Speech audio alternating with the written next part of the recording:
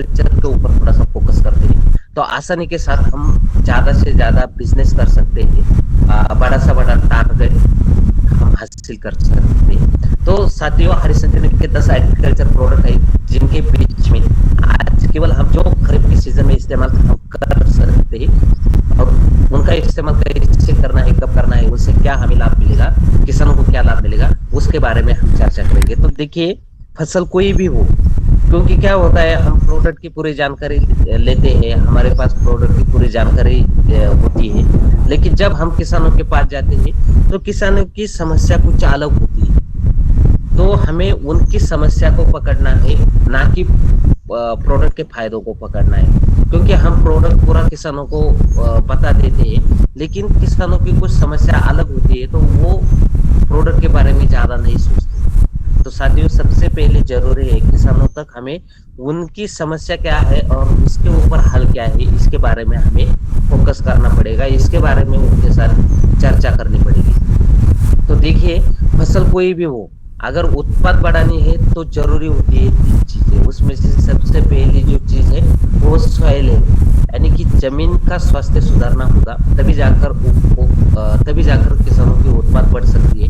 उसके बाद फसलों का परिपूर्ण पोषण होना चाहिए, तभी जाकर किसानों को ज्यादा से ज्यादा उत्पाद मिलती है। और तीसरी चीज है पानी का स्वास्थ्य सुधारना चाहिए, तभी जाकर किसानों का खर्चा कम होगा, दवाइयाँ छिड़काव का प्रमाण कम होगा और किसानों को ज्यादा से ज्यादा फायदा मिलेगा। अभी देखिए, इन 3 चीजों के बारे में हम किसानों को क्या बता सकते हैं, क्योंकि यही 3 चीजें जो है ये किसानों के सामने समस्या है। अभी देखिए, सबसे पहले किसानों का एक ही उद्देश्य है कि उनको ज्यादा से ज्यादा उत्पाद चाहिए। वो खर्चा कितना करते हैं, क्या इस्तेमाल करते हैं, कैसा इस्तेमाल करते हैं, इससे किसान को कुछ भी लेना देना नहीं है। किसान की सोच सिर्फ इतनी है, उनका उद्देश्य सिर्फ इतना ही है कि उनको ज्यादा से ज्यादा उत्पाद मिलना चाहिए। अभी देखिए, यहाँ से पहले जो किसान थे, किसान ज्यादा से ज्यादा खर्च किस लिए करते थे, तो ज्यादा से ज्यादा उत्पाद पाने के लिए, उत्पाद मिलाने के लिए, लेकिन उसमें ज्यादातर वो रासायनिक खादों के ऊपर ज्यादा खर्चा कर। तो एक्चुअल किसानों का जो खर्चा है, जैसे कि 10 साल पहले जितने खर्चे में ज्यादा से ज्यादा उत्पाद निकाली जाती थी, तो आज के डेट में केवल उससे 50% उत्पाद आ रही है, लेकिन खर्चा 3 गुना से भी ज्यादा बढ़ चुका है। तो इसके पीछे क्या रीजन हो सकता है? खर्चा तो आप इतना करते हो, उसके बावजूद भी जो आपकी उत्पाद है वो उत्पाद आपकी घट रही है। एक्चुअल अगर देखा जाए तो जहां पर धान की खेती की जाती है, वहां पर अभी 18-19 का क्विंटल का एवरेज किसानों को मिलना चाहिए, लेकिन आज की डेट में 90% किसानों को ज्यादा से ज्यादा 10 क्विंटल की एवरेज मिल रही है। यानी कि आप इतना अगर खर्चा करते हो तो आपको क्यों नहीं 18-19 क्विंटल एवरेज क्यों नहीं आती है, आपको क्यों 10 क्विंटल एवरेज आती है? ये सवाल हमें किसानों से करना होगा। जहां पर सोयाबीन की खेती की जाती है, वहां पर 11 से 12-13 क्विंटल एवरेज सोयाबीन का निकलना चाहिए 1 एकड़ में। वहीं पर आज किसान 5 क्विंटल, 6 क्विंटल, 7 क्विंटल की एवरेज निकल रहा है। तो भाई साहब, आप ज्यादा से ज्यादा उत्पाद निकालने के लिए अगर ज्यादा खादों का इस्तेमाल कर रहे हो, उसके बाद ज्यादा से ज्यादा दवाइयों का इस्तेमाल कर रहे हो, तो फिर क्यों आपके 12 क्विंटल का एवरेज जहां पर मिलना चाहिए आपको, वहां पर आपको क्यों 5 का, 6 का, 7 क्विंटल का एवरेज आ रहा है?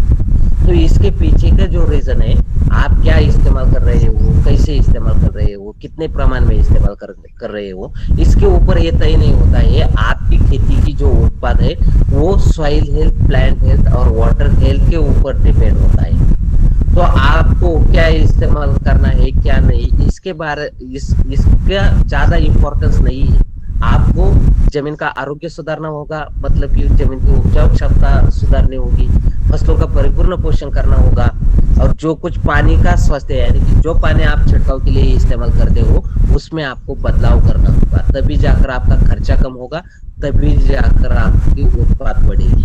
और इसीलिए हरे संजीवनी प्रोडक्ट काम करती है। तो इसमें जो जमीन की उपजाऊ क्षमता है, अभी देखिए सब किसान जो है वो बोलते हैं कि हमारी जमीन सख्त हो चुकी है, हमारी जमीन खराब हो चुकी है, इस कारण हमारी उत्पाद कम हो रही है, अगर हमें उत्पाद बढ़ानी है तो ज्यादा से ज्यादा हमें खादों का इस्तेमाल करना पड़ेगा। ये किसान की सोच होती है। पर लेकिन देखिए, कोई भी एक बीमारी, जैसे कि पेट में दर्द हो रहा है, तो इसके ऊपर सोल्यूशन क्या हो सकता है, इसके ऊपर ट्रीटमेंट क्या हो सकती है? तो इसके लिए हम जाते हैं मेडिकल में, जाते हैं पेट में दर्द हो रहा है, टैबलेट दीजिए ऐसा बोलते हैं, वो टैबलेट, लेकिन उससे ये दर्द जाता नहीं है, दर्द रुकता नहीं। इसके पीछे का जो रीजन है, सबसे पहले आपको जानना होगा कि पेट में दर्द क्यों हो रहा है।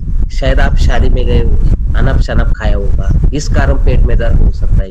या फिर जैसे कि शादी में कुछ स्टार्टर रखे होते हैं, तो वो स्टार्टर के ऊपर ज्यादा हाथ हमने हाथ मारा होगा, यानी कि ज्यादा से ज्यादा स्टार्टर खाया होगा, बदला हुआ होगा, या फिर टेम्परेचर की वजह से कुछ गड़बड़ी हुई होगी। तो इसमें से एक्चुअल क्या हुआ है, इसके ऊपर फोकस करना पड़ेगा।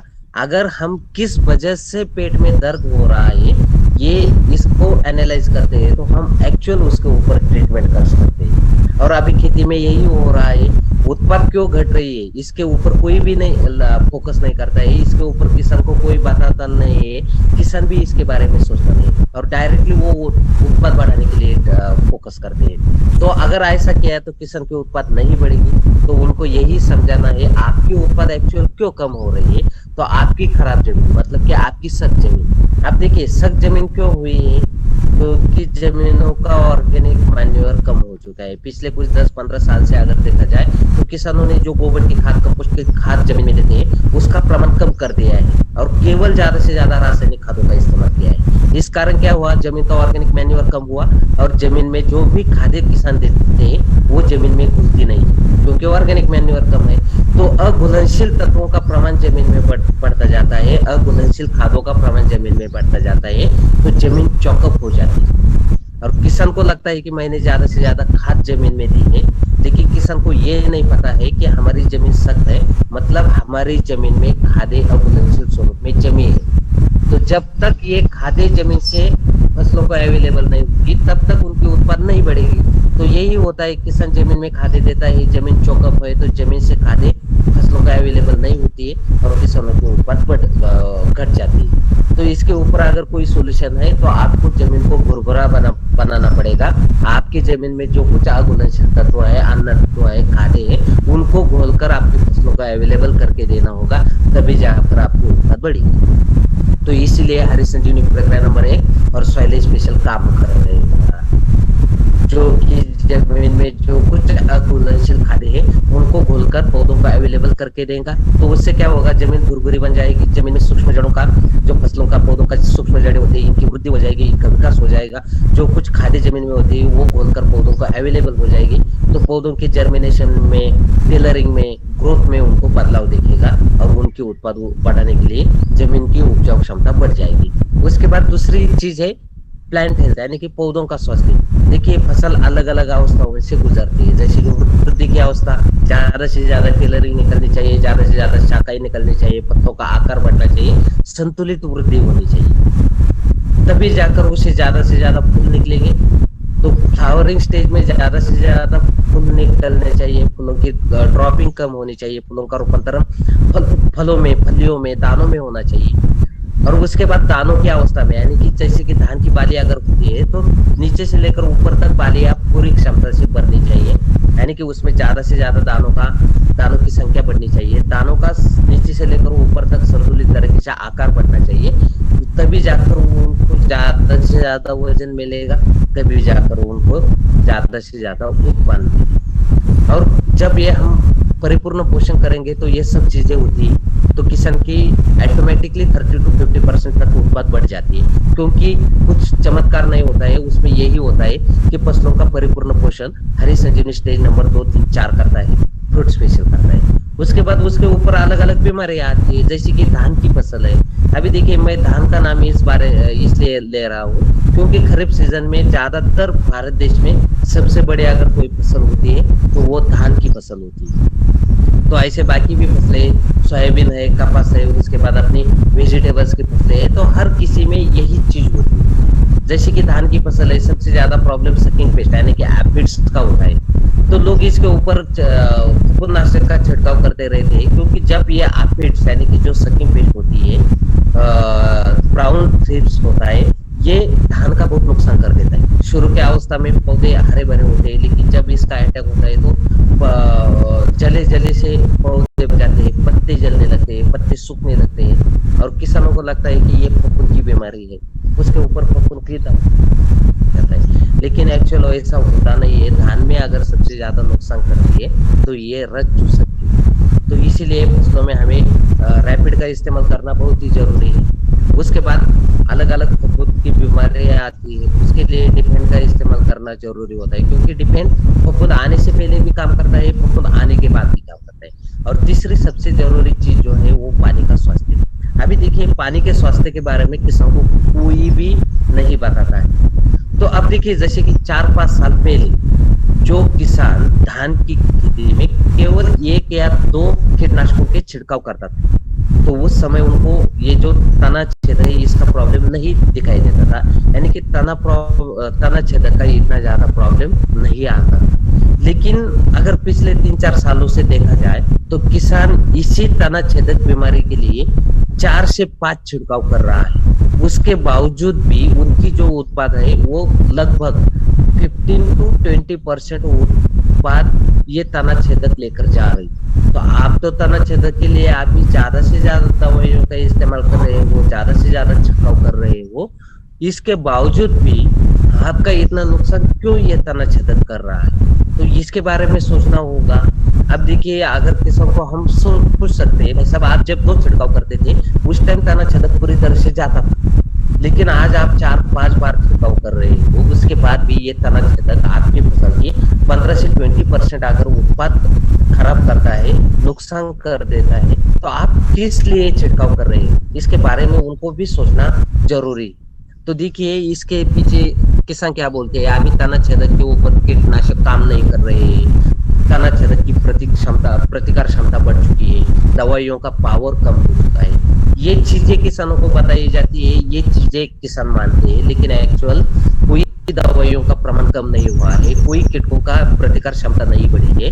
एक्चुअल आपके पानी का पावर कम हो चुका है, उसके ऊपर आप फोकस कीजिए। पानी का पावर कम हो चुका है मतलब क्या हुआ है? जैसे कि अगर 5-6 साल पहले की अगर बात करते हैं हम, तो उस टाइम घर घर में हम ऐसा जनरल पानी रहता था। अभी घर घर में फिल्टर लगा और वो फिल्टर का पानी हम पीते हैं। क्यों पीते हैं? क्योंकि प्यास नहीं बुझती है, उसके बाद पानी का टेस्ट अच्छा नहीं लगता है, उसके बाद पेट में दर्द होता है। छोटे बच्चे अगर वो पानी पीते हैं तो उनको कुछ ना कुछ बीमारियां आ जाती। तो ये क्यों हो रहा है? यानी कि आपके पानी में कुछ तो चेंजेस हुए हैं, कुछ तो गड़बड़ी हुई है, इसलिए आप फिल्टर का पानी पी रहे हैं। तो इसमें एक ही चीज है, अगर आपके पानी में कुछ गड़बड़ी हुई है, इस कारण अगर आप फिल्टर का पानी पी रहे हो, तो आपको छिड़काव के लिए भी ये पानी कुछ ना कुछ तो असर दिखाता होगा। तो यही कारण है, आज लगभग पूरे देश में अगर हम कहीं पर भी देखते हैं तो 90% जगह का जो पानी है उसका pH आज 8 से आगे निकल चुका है। pH मतलब होता है पोटेंशियल ऑफ हाइड्रोजन, यानी कि पानी में हाइड्रोजन का मूल्य होता है। जैसे जैसे हाइड्रोजन का आयन कम होते जाता है, वैसे वैसे पानी का pH बढ़ता जाता है, और जैसे जैसे हाइड्रोजन का आयन बढ़ता जाता है पानी में, वैसे वैसे पानी का pH कम होता जाता है। तो जैसे कि हम पानी पीते हैं, हमारे लिए अल्कलाइन pH का पानी जरूरी होता है, यानी कि 7 से ऊपर के pH का पानी जरूर होता है। लेकिन फसलों के ऊपर जो हम दवाइयाँ छिड़काव करते हैं, तो उस छिड़काव को पानी का pH एसिडिक होना जरूरी होता है, यानी कि 6 से नीचे पानी का pH होना जरूरी होता है। तो ये छिड़काव के लिए जो अनुकूल pH होता है वो 4 से 6 के बीच में होता है, और ये 4 से 6 के बीच में न होने के कारण किसान जो भी दवाइयाँ पानी में मिलाते हैं, उन दवाइयों की कार्य क्षमता घट जाती है, यानी कि वो दवाइयाँ ज्यादा समय तक काम नहीं करती है। दवाइयों के जो सक्रिय तत्व होते हैं वो उस पानी में निष्क्रिय हो जाते हैं, इस कारण वो दवाइयाँ फसलों के ऊपर काम नहीं करती है, कीटकों के ऊपर काम नहीं करती है, और इसी कारण तना छेदक बीमारी से किसानों की 15 से 20% तक की उत्पाद का आज नुकसान हो रहा है। अगर किसान ने मान लीजिए जमीन के ऊपर भी काम नहीं किया, पौधों के परिपूर्ण पोषण के ऊपर भी काम नहीं किया, मात्र इस पानी के ऊपर भी अगर काम करते हैं, मिलाप का इस्तेमाल करते हैं, तो उनकी 15 से 15% उनकी उपज बढ़ सकती है। कैसे बढ़ सकती है? क्योंकि उनको तना छेदक के लिए जो भी दवाइयों का छिड़काव कर रहे हैं, उससे उनकी तना छेदक की बीमारी रुक नहीं पाती है। उसके ऊपर ये कोई भी असर नहीं करती है, क्योंकि पानी का पेज बढ़ चुका है। तो अभी यहाँ पर अगर हम मिलाप को पानी में मिलाते हैं, उसके बाद में दवाइयाँ मिलाते हैं, तो वो दवाइयाँ कीटों के ऊपर 100% काम करेगी, पूरी एफिशिएंसी के साथ काम करेगी, तो किसान की छिड़काव कम हो जाएगी।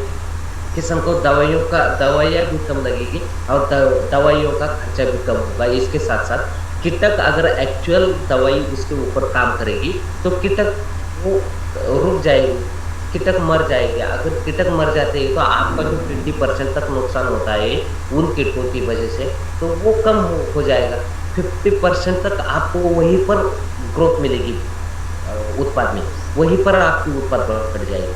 तो ये कीटक आज 15 खाकर जा रही है। उसके बाद अलग-अलग किस्म की बीमारियाँ आपका 10% से ज़्यादा नुकसान कर रही है। उसके बाद 20% तक आपके पौधों का परिपूर्ण पोषण नहीं होता है, उस वजह से आपकी उपज घट रही है।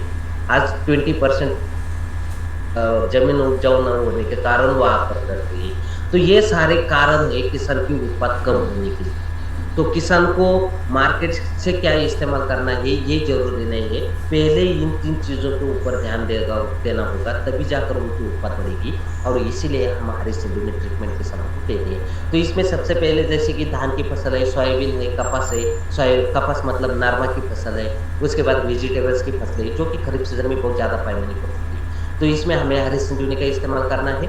तो हरी संजीवनी में 4 पैकेट निकलते हैं। इसमें पहला जो पैकेट है सॉइल हेल्थ के ऊपर काम कर रहा है, यानी कि उपजाऊ क्षमता बढ़ाने के लिए काम। अब देखिए हर ये ज़मीन और फसलों के ऊपर की जाने वाली ट्रीटमेंट है, उपचार पद्धति है। इसमें 4 पैकेट निकलते हैं। पहला पैकेट ज़मीन में देना है, कब देना है? तो कोई भी करने से पहले, यानी कि बुआई करने से पहले, जैसे कि धान की रोपाई करते हैं या बुआई करते हैं, उससे पहले जो खेत की तैयारी की जाती है, उस समय जो भी खादें ज़मीन में दी जाती है, तो उसके साथ हमें प्रक्रिया नंबर 1 और सॉइल एक्सप्रेशन को मिलाकर देना है। या फिर फसल की बुआई या रोपाई करने से 30 दिनों तक किसी भी दिन हम इसे सिर्फ जितना जल्दी ज़मीन में जाएगा, उतना जल्दी जर्मिनेशन, टेलरिंग और ग्रोथ के लिए किसान को इसका लाभ होगा। उसके बाद प्रक्रिया नंबर 2, 3, 4 ये फसलों का परिपूर्ण पोषण करने का काम करती है। यानी कि प्रक्रिया नंबर 2 है वृद्धि की अवस्था में छिड़काव करना है। प्रक्रिया नंबर 3 है फूल निकलने की अवस्था में छिड़काव करना है और प्रक्रिया नंबर 4 है फलों की परिपक्व अवस्था में हमें इसका छिड़काव करना है। मान लीजिए जैसे धान की फसल है, तो प्रक्रिया नंबर 2 जहाँ पर ज़्यादा से ज़्यादा टिलरिंग निकलनी चाहिए, पत्तों का आकार बढ़ना चाहिए, उसकी वृद्धि होनी चाहिए, उस अवस्था में यानी कि धान की बुआई करने से, रोपाई करने से 20 से 25-30 दिनों तक हमें प्रक्रिया नंबर 2 का छिड़काव करना है। उसके बाद प्रक्रिया नंबर 3 जैसे बालियाँ निकलना स्टार्ट हो जाता है, प्रक्रिया नंबर 3 का छिड़काव करना है। उसके बाद प्रक्रिया नंबर 4 जैसे ही बालियों में दाने भरने स्टार्ट हो जाते हैं, यानी जिसे दूधी मिल्की दाने बोलते हैं, तो उन दानों की अवस्था में प्रक्रिया नंबर 4 पाउच निकलते हैं। इसमें प्रक्रिया नंबर 1 जो है, ये हाइली कॉन्सन्ट्रेटेड है। बुआई करते समय, बुआई करने से पहले या बुआई करने से 30 दिनों तक किसी भी दिन ज़मीन में दे सकते हैं। ज़मीन में देने का तरीका किसी भी खाद में मिलाकर दे सकते हैं, 40 से 50 किलो सूखी मिट्टी में मिलाकर दे सकते हैं या फिर पानी में मिलाकर ड्रेंचिंग कर सकते हैं। ड्रिप इरिगेशन अगर कहीं पर है, तो ड्रिप इरिगेशन द्वारा हम इसी ज़मीन में दे सकते हैं। तो इसमें किसान को क्या लाभ मिलेगा? तो देखिए, जैसे कि हमारी बॉडी होती है, हमारे बॉडी की अलग-अलग प्रॉपर्टी होती है, केमिकल प्रॉपर्टी होती है, फिजिकल होती है, बायोलॉजिकल होती है। उसी तरह से ज़मीन की भी 3 प्रॉपर्टी होती है। तो पहली होती है फिजिकल प्रॉपर्टी, यानी कि उपजाऊ ज़मीन क्या होती है, ये फिजिकल प्रॉपर्टी दिखा देती है। फिजिकल प्रॉपर्टी उत्पाद निकालने के लिए ज़रूरी होती है। इसमें आती है ज़मीन में 20 से 30% पानी होना चाहिए, ज़मीन में 20 टू 30% हवा होनी चाहिए और 5% ऑर्गेनिक कार्बन होना चाहिए। यानी कि ये ज़मीन का हार्ट होता है ऑर्गेनिक कार्बन, मतलब कि ये ज़मीन का हार्ट होता है, ये ज़मीन की उपजाऊ क्षमता होती है और ज़मीन में 45% खनिज तत्व होते हैं, यानी कि अघुलनशील तत्व होते हैं, जिसका कोई भी फायदा नहीं होता। तो ये अगर भौतिक गुणधर्म है तो किसानों की जो ज़मीन होती है, वो ज़मीन पूरी तरह से उपजाऊ होती है। लेकिन आजकल बाकी जो जैसे कि रासायनिक गुणधर्म है, इसमें चेंजेस हुए हैं। इस कारण ये फिजिकल प्रॉपर्टी ज़मीनों की बिगड़ चुकी है। इसमें रासायनिक जो गुणधर्म होते हैं, इसमें ज़मीन का पीएच होता है, उसके बाद ऑर्गेनिक कार्बन होता है, इलेक्ट्रिकल कंडक्टिविटी है, तो ज़मीन का जो पीएच है, 6.5 से 7.5 तक 7.5 तक का जो पीएच होता है, उसमें ज़मीन पूरी तरह से उपजाऊ होती है। लेकिन अभी आप कहीं पर भी देखिए ज़मीनें सख्त बन चुकी है, मतलब कि उसका पेज 7.5 से ऊपर जा चुका है। तो जैसे ही 7.5 के ऊपर पेज जाता है, यानी कि पेज ज़मीन का बढ़ता है, तो ज़मीन में जो कुछ खादें होती है वो लॉक हो जाती है और ज़मीन चौपट हो जाती है। इस कारण कितनी भी खादों का इस्तेमाल करें, कितना भी खर्चा करें, इसके बावजूद भी किसानों की उत्पाद बढ़ने की बजाय वो घटती जाती है। क्यों होता है ऐसा? तो ज़मीन का पेज बढ़ जाता है। तो ज़मीन का पेज बढ़ने से क्या होता है? ऑर्गेनिक कार्बन कम हो जाता है, इलेक्ट्रिकल कंडक्टिविटी बढ़ जाती है। तो इस कारण किसानों का खर्चा बढ़ता है, लेकिन उनको फ़ायदा नहीं मिलता है। तो इसीलिए ये पेज कम करने के लिए सॉइल एंड और प्रक्रिया नंबर 1 काम करता है, यानी कि जो फिजिकल प्रॉपर्टी ज़मीन की होनी चाहिए, वो फिजिकल प्रॉपर्टी में सुधार करने के लिए ये सॉइल स्पेशल और प्रक्रिया नंबर 1 काम करता है। तो इससे देखिए सिंपल है, किसानों को ज़्यादा कुछ बताने की ज़रूरत नहीं। प्रक्रिया नंबर 1 ज़मीन में देना है, कब देना है, कैसे देना है, हमने देखा है। तो इससे क्या लाभ मिलेगा? ज़मीन में जो कुछ अघुलनशील तत्व है, यानी कि अघुलनशील खादें, उनको घोलने का काम करता है, सूक्ष्म जड़ों की वृद्धि करता है। तो ये खादों को अपटेक करने का काम करता है, यानी कि फसल को अवेलेबल करके देने में काम करता है। तो उससे क्या होता है? ज़मीन भुरभुरी बन जाती है, ज़मीन में नमी का प्रमाण बढ़ता है, ज़मीन में फ़ायदेमंद जीवाणुओं की पैदावार बढ़ती है और ज़मीन का ऑर्गेनिक कार्बन, मतलब कि ज़मीन की उपजाऊ क्षमता बढ़ाने के लिए हमें इसका लाभ मिलता है। इसके बाद हरी संजीवनी प्रक्रिया नंबर 2, वृद्धि की अवस्था में छिड़काव करना है। किसी भी कीटनाशक नाशक के साथ मिलाकर छिड़काव कर सकते हैं। तो इससे क्या लाभ मिलेगा?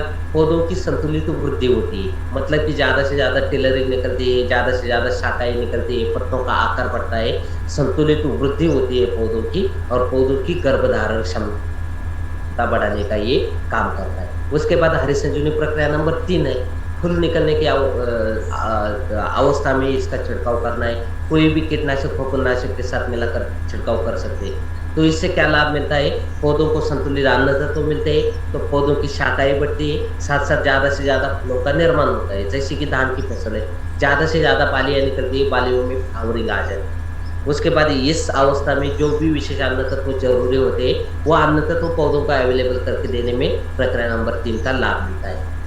फसल में शेयर रेशियो मेंटेन किया जाता है, यानी कि कार्बन और नाइट्रोजन का प्रमाण संतुलित रखा जाता है, तो ज़्यादा से ज़्यादा फ्लावरिंग निकलने के लिए ये ज़रूरी होता है। गिरावट कम करके फ्लावरिंग का रूपांतरण दानों में कर देता है। उसके बाद प्रक्रिया नंबर 4, अभी देखिए किसान की उपज यहाँ पर कैसे घटती है? तो उनकी संतुलित अन्न तत्व नहीं मिलते हैं। जब दूधी दानों में रूपांतरण होता है, तो बालियाँ देखिए पूरी तरह से भरती नहीं है। नीचे वाले जो दाने होते हैं वो भी भरते नहीं है, ऊपर वाले जो दाने होते हैं वो भी भरते नहीं है और दानों का आकार छोटा होता जाता है। भी कट जाता है, किसानों की उपज घट जाती है। तो यहाँ पर प्रक्रिया नंबर 4 का छिड़काव करना है। नीचे से लेकर ऊपर तक पूरी क्षमता से बालियाँ भर देता है। नीचे से लेकर ऊपर तक दानों का संतुलित तरीके से, एक समान तरीके से ज़्यादा से ज़्यादा आकार बढ़ता है। तो दानों की संख्या बढ़ती है, दानों का वजन बढ़ता है, दानों की क्वालिटी बढ़ती है, जिस कारण किसान को 30 to 50% तक की उत्पाद जो है वो ज़्यादा से ज़्यादा मिलती है। तो प्रक्रिया नंबर 4 का काम क्या है? नीचे से लेकर ऊपर तक, चाहे आपके फल हो, चाहे आपके दाने हो, नीचे से लेकर ऊपर तक संतुलित तरीके से आकार, वजन, चौक, क्वालिटी, स्वाद बढ़ाने का ये काम करता है। तो इस तरह से हरी संजीवनी है। प्रक्रिया नंबर 1, 2, 3, 4 का इस्तेमाल करते समय कुछ चीज़ें ध्यान में रखनी है, जैसे कि प्रक्रिया नंबर 1 को ज़मीन में देना है, प्रक्रिया नंबर 2, 3, 4 का सिर्फ छिड़काव ही करना है, ज़मीन में देकर हमें कोई लाभ नहीं मिलेगा। प्रक्रिया नंबर 2, 3, 4 किसी भी फफूंदनाशक, कीटनाशक के साथ मिलाकर छिड़काव कर सकते हैं। सिर्फ अल्कलाइन दवाइयाँ, मतलब कि कॉपर मिलाकर छिड़काव नहीं करना है। उसके बाद प्रक्रिया नंबर 2, 3, 4 का छिड़काव करते समय ज़मीन में नमी होनी ज़रूरी होती है, ज़मीन गीली होनी ज़रूरी होती है। लेकिन इसका प्रॉब्लम कब आएगा आपको? मार्च, अप्रैल और मई के महीने, यानी कि वहाँ पर टेम्परेचर जो है वो ज़्यादा होता है। लेकिन बारिश के सीज़न में ज़मीन में नमी होती है, टेम्परेचर 8 8 10 10 3 3 दिन में आ जाती है। तो ये प्रॉब्लम यहाँ पर नहीं आती है। विंटर सीजन में भी ये प्रॉब्लम नहीं आती है कि जमीन में नमी नहीं होती है। तो वहां पर हमें इसके बारे में ज्यादा सोचना नहीं पड़ता है।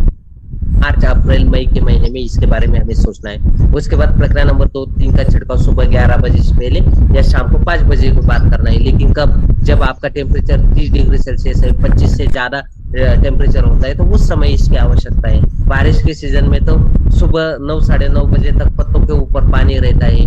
उसके बाद शाम 4 बजे के बाद बारिश का माहौल तैयार हो जाता है। बहुत बार शाम के वक्त में बारिश आ जाती है, तो किसान इस समय छिड़काव कर ही नहीं पाएगा।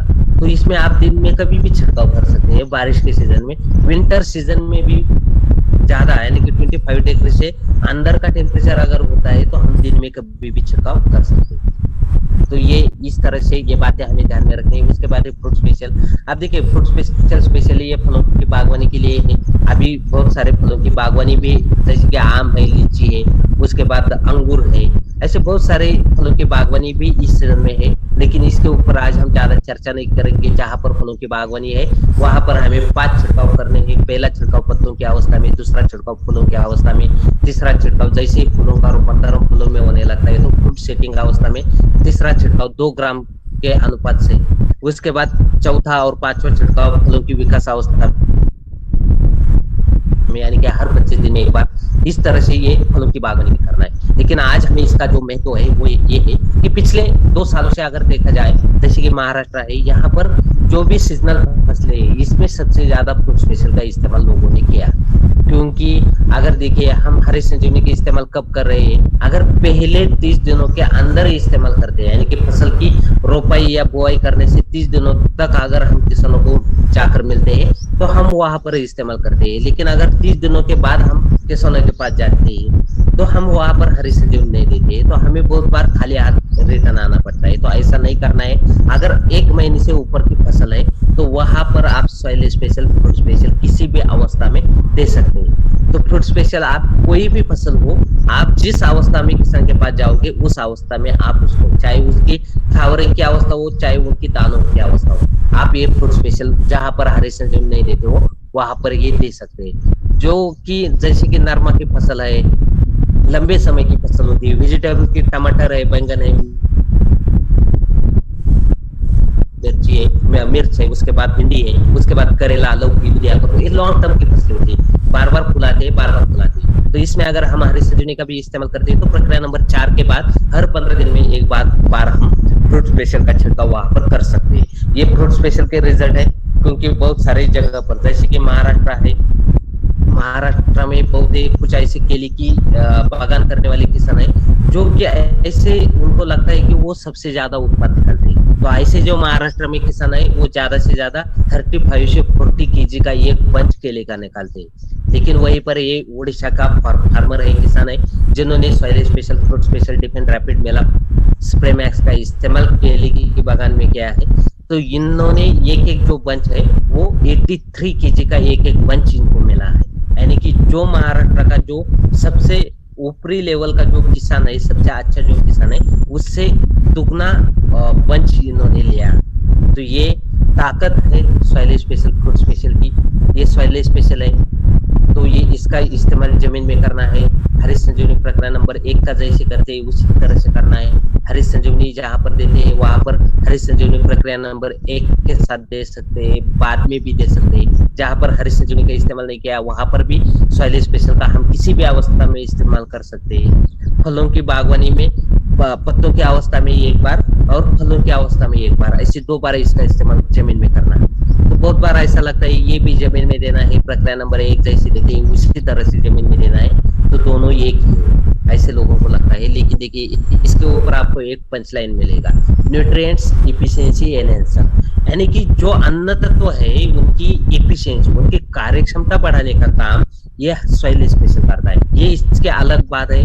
और जैसे कि हरी संजीवनी प्रक्रिया नंबर 1 है, इसका मेन रोल क्या है, जमीन की उपजाऊ क्षमता, यानी कि जमीन की उपजाऊ क्षमता को बढ़ाता है। वहीं पर सॉइल स्पेशल जो है ये न्यूट्रिएंट की इफिशिएंसी बढ़ाता है, साथ साथ ये सॉइल का स्वास्थ्य वर्धक है, यानी कि आपकी जमीन की उपजाऊ क्षमता बढ़ाता है, साथ साथ लंबे समय तक वो उपजाऊ क्षमता उपजाऊ रखने का काम जमीन को करता है, यानी कि लॉन्ग टर्म तक जमीन को उपजाऊ रखने का ये काम करता है।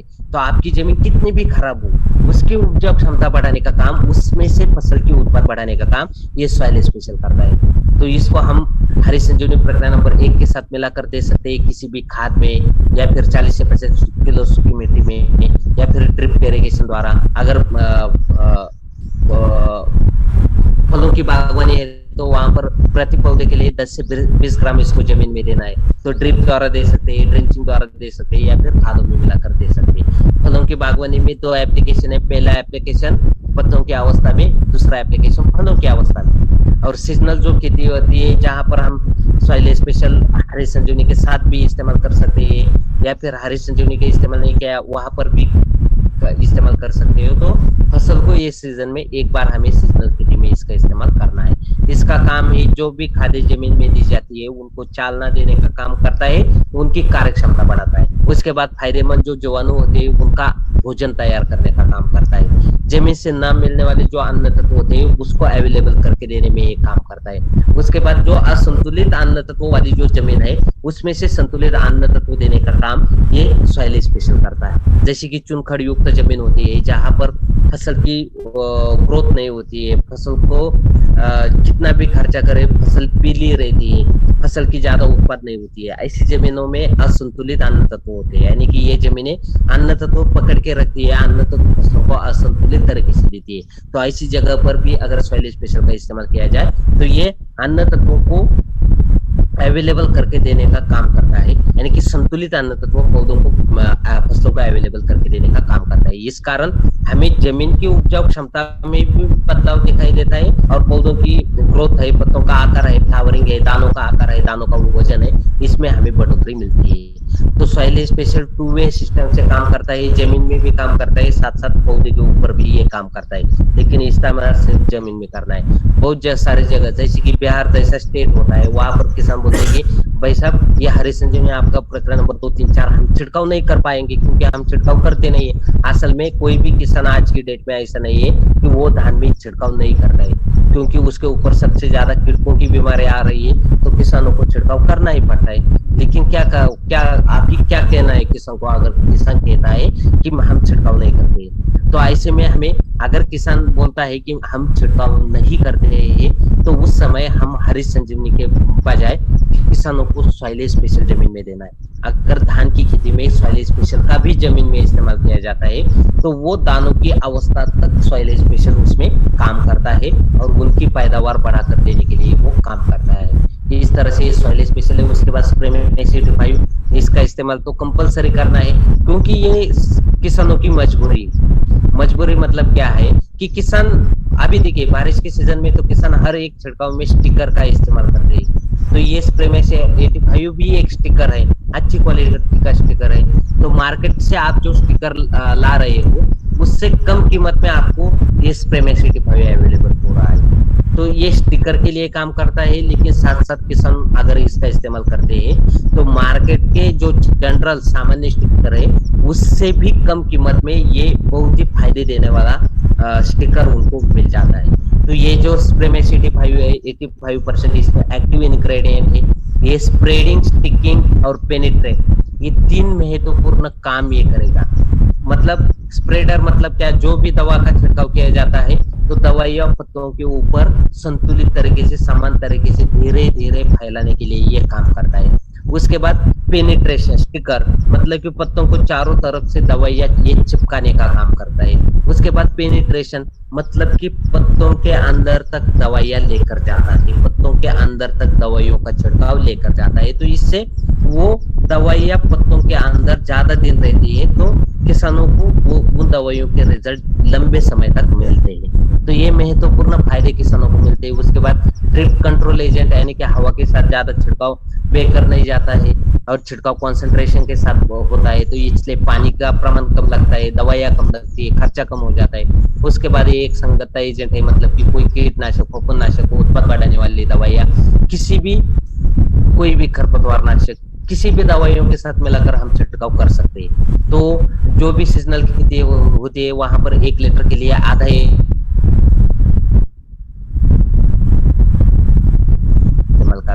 हरी संजीवनी का जो भी छिड़काव होता है उसमें कंपलसरी इसका इस्तेमाल करना है। और बाहर का भी जो मार्केट का किसान छिड़काव करते हैं उनको हमें इसका इस्तेमाल हर छिड़काव में करने को हमें ज्यादा प्रोत्साहित करना है। उसके बाद है मिलाप, जो कि हमने पहले भी बात की कि जो पानी का स्वास्थ्य है, पानी का स्वास्थ्य बिगड़ने के कारण किसान जो भी दवाइयों का छिड़काव कर रहे हैं उसका रिजल्ट नहीं आ रहा है। तो क्या हो रहा है, बीमारियां बढ़ती जा रही है, कीटक बढ़ते जा रहे हैं, नुकसान बढ़ता जा रहा है, किसानों की दवाइयों की संख्या बढ़ती जा रही है, खर्चा बढ़ता जा रहा है। लेकिन खर्चा बढ़ाने के बावजूद, दवाइयों की संख्या बढ़ाने के बावजूद आज किसानों की जो उत्पाद है 15 to 20% उत्पाद इसी कारण उनकी घट रही है। तो सबसे पहले जरूरी है पानी में मिलाप को मिलाना। अगर पानी में मिलाप को मिलाया जाता है तो किसान की उत्पाद 15 to 20% तक इंक्रीज हो सकती है। क्यों हो सकती है? क्योंकि किसान अभी जो छिड़काव कर रहे हैं उससे कीटक कंट्रोल नहीं हो रही है, कीट कंट्रोल नहीं हो रही है। अगर कीट कंट्रोल नहीं होती है तो खर्चा तो बढ़ता है, साथ साथ उनकी जो फसल है उसका नुकसान 15 to 20% हो जाता है। तो अगर वो नुकसान अगर उनका वो प्रिवेंट हो जाता है, वो अगर बच जाता है, या अगर दवाइयाँ प्रॉपर काम करती है, तो वैसे भी जो नुकसान होने था, जो कीट खाने वाली थी, वो अगर बच गया तो वो भी उत्पाद उनकी 15 to 20% उनको ज्यादा मिलेगी। तो इसीलिए मिलाप का हमें इस्तेमाल करना है। ये पानी का पीएच करेक्टर है, पीएच बैलेंसर है, पानी के स्वास्थ्य को सुधारने का काम करता है। आपके सामने ये भारत देश का मैप है जिसमें अलग अलग कलर है। ये पानी का पीएच दर्शाता है, जो कि जम्मू कश्मीर, हिमाचल, उसके बाद उत्तराखंड, ऐसे जो ये 7 सिस्टर स्टेट जो है, यहाँ का पानी सॉफ्ट है, यानी कि मीठा पानी है। तो यहाँ पर हमें इसका इस्तेमाल करने की कोई जरूरत नहीं। 7 से 7.5 के बीच में पीएच होता है। लेकिन बाकी स्टेट्स देखिए जहाँ पर पानी का पीएच 7.5 से ऊपर है, लग ज्यादा से ज्यादा तो 8 के ऊपर का पीएच है। तो वो छिड़काव के लिए आइडल जो पीएच होता है वो 4 से 6 के बीच में होना चाहिए, एसिडिक पीएच होना चाहिए। लेकिन अभी अल्कलाइन पानी का पीएच है, तो अल्कलाइन पानी के पीएच में जो दवाइयां हम मिलाते हैं, हाइड्रोलिसिस होता है, उसके कारण जो सक्रिय तत्व होते हैं वो निष्क्रिय हो जाते हैं, दवाइयों की कार्यक्षमता कम हो जाती है और वो फसलों के ऊपर, बीमारियों की, कीटों के ऊपर वो दवाइयां काम नहीं करती। तो इसीलिए मिलाप को अगर पानी में मिलाते हैं तो पानी का पीएच 4 से 6 के बीच में आता है। तो जो दवाइयां हम उसमें मिलाएंगे उसकी कार्यक्षमता बढ़ जाती है, वो प्रॉपर पूरे कार्यक्षमता के साथ कीटकों के ऊपर, पौधों के ऊपर वो दवाइयां काम करती है। तो मिलाप का इस्तेमाल जनरली आधा ml 1 लीटर के लिए हमें इस्तेमाल करना है। सिर्फ ध्यान में ये रखना है कि सबसे पहले पानी में मिलाप को मिलाना है, बाद में बाकी जो दवाइयां है इनको मिलाना है और छिड़काव कर देना है। पानी में मिलाना मतलब कैसे, जैसे कि पानी किसान टंकी में डाल देता है पंप की, तो उसमें हमें आधा ml, अगर 15 ml की टंकी है तो 7 से 8 ml उस टंकी में डाल दिया।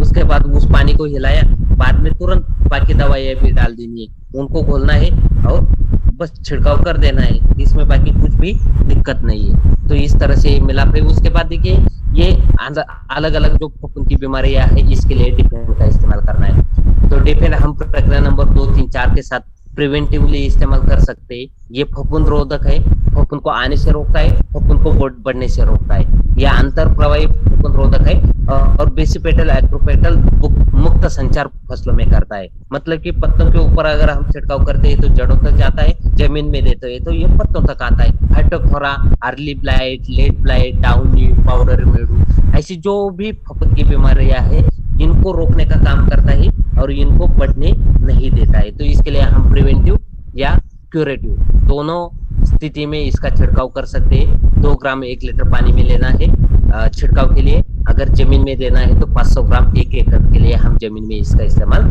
कर सकते हैं। उसके बाद रस चूसक कीट, ये तो धान में सबसे ज्यादा पैमाने पर आने वाली